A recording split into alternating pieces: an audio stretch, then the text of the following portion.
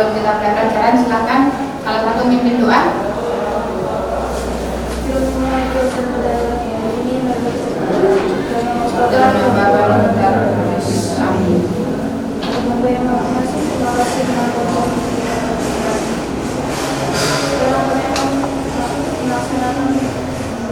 Kita pembelajaran, semoga kegiatan hari ini langsung lancar.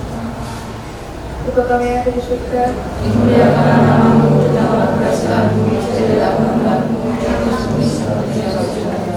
Berilah kami rezeki hari ini dan ampunilah kesalahan kami, seperti kami mengampuni kesalahan kepada kami.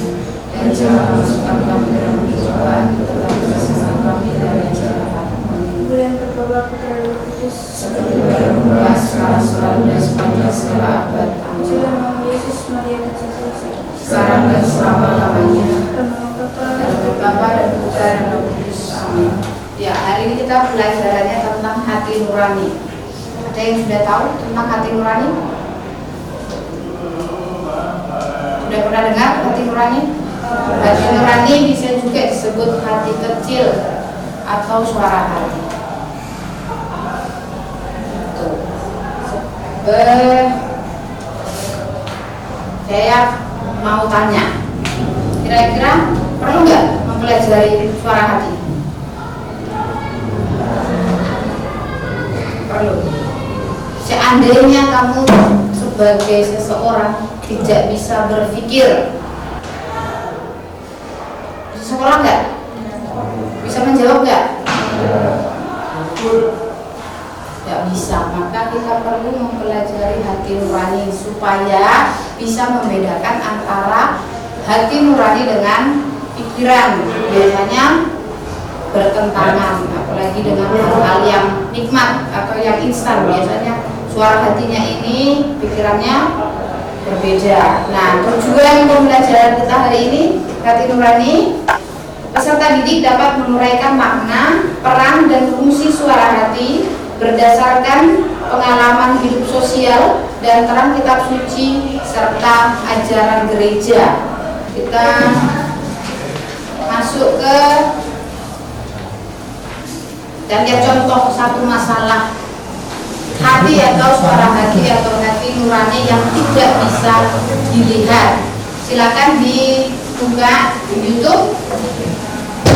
Saya sudah kirim link YouTube-nya, silakan dilihat masing-masing.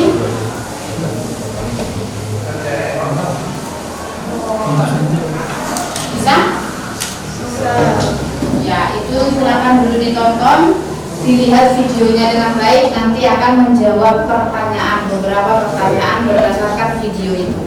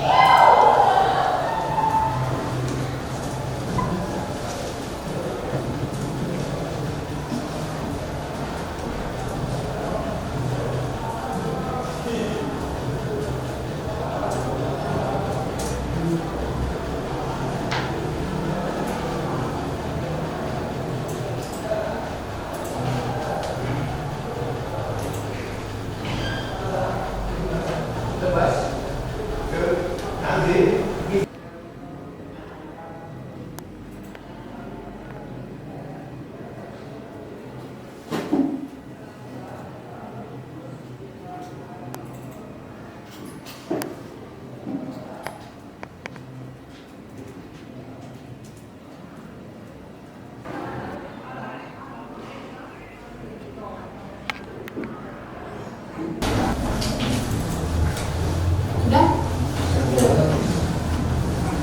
Ya, untuk mendalami tentang video itu nanti nanti dilanjut tentang suara hati, silahkan masuk kelompok.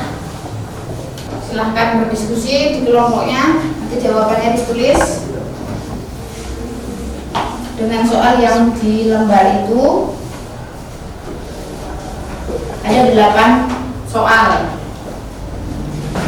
Untuk soal nomor 4, nomor 5 boleh membuka di HP, boleh mencari data di HP.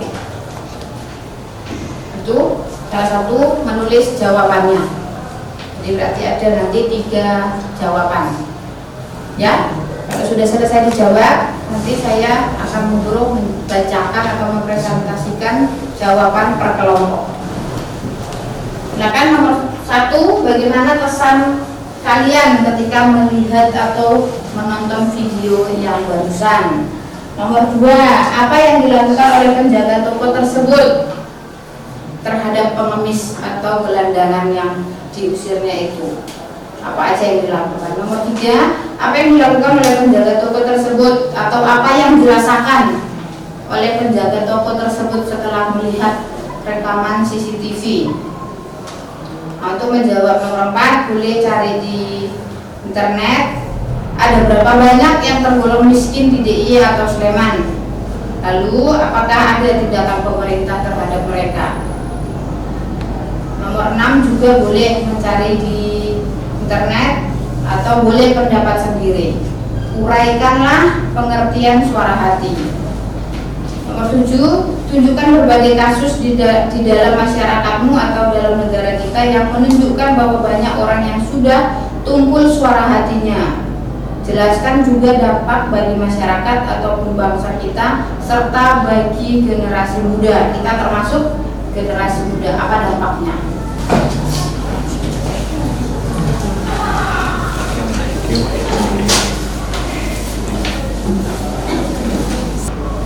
Ya, boleh apa yang dilakukan atau apa yang dirasakan.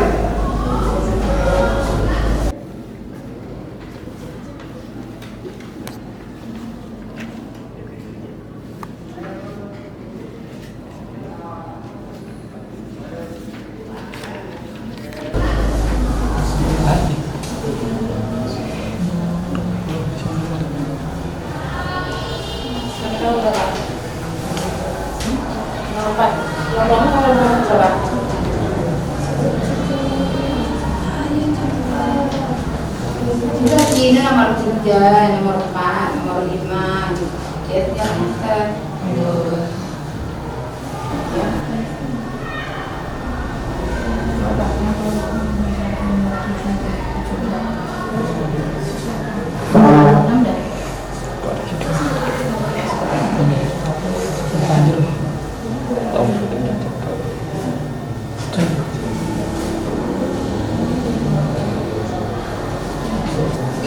cukup ya waktunya ya.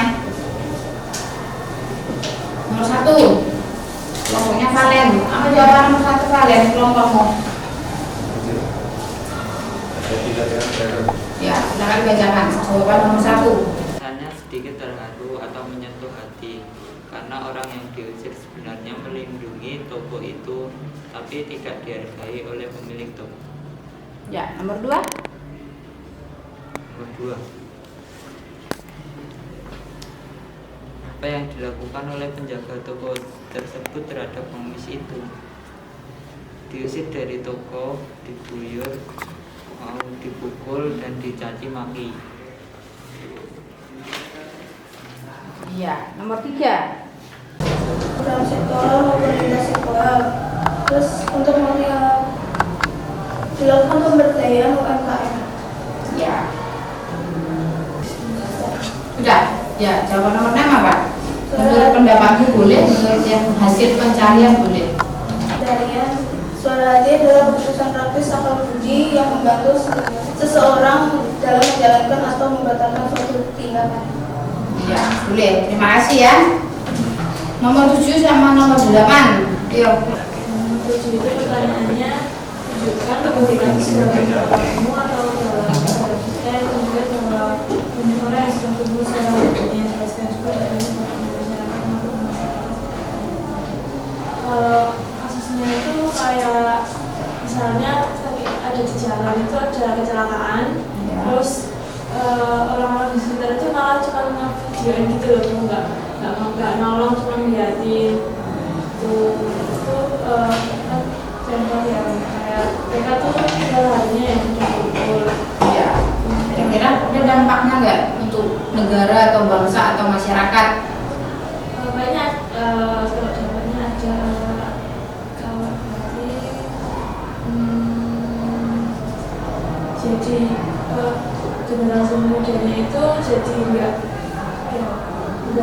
punya hati buat nggak punya empati buat nolong, atau kita kan jadi manusia harus kalau menolong kan. Ya. Jadinya hanya sekedar tontonan, ya kan, lomba video gitu, tidak lomba menolong. Nomor 8, nilai positif apa dari 2 kasus?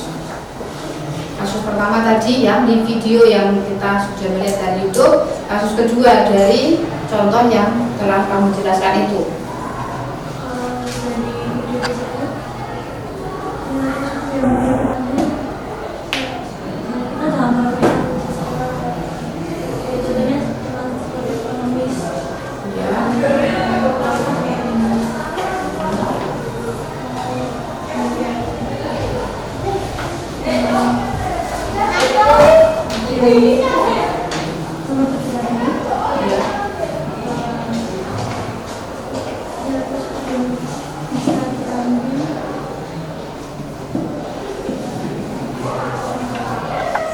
Nilai positifnya mestinya kita ngapain? Kamu sebagai generasi muda, mestinya kalau ada kecelakaan kamu harus ngapain?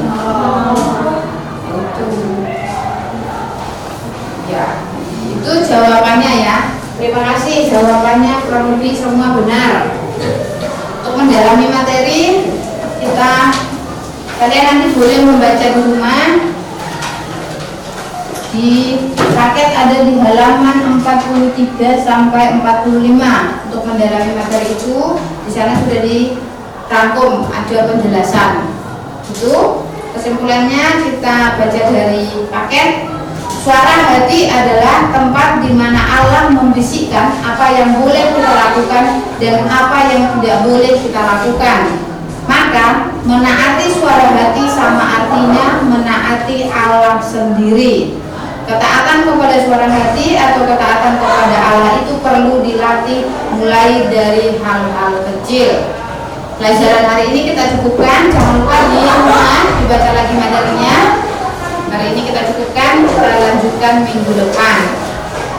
Ya? Atau ada yang mau bertanya? Tidak ada. Pas. Ya, kita akhiri. Sebelum kita akhiri, siapa yang memimpin doa? Silakan salah satu. Ya, Raga silakan memimpin doa. Dalam nama Bapa dan Putra dan Roh Kudus. Amin. Ya Tuhan, terima kasih atas berkat-Mu dari pagi sampai siang ini. Dan sekarang kami akan mengakhiri pembelajaran. Semoga berkat-Mu selalu mendampingi kami dalam belajar. Amin. Bapa kami yang ada di surga,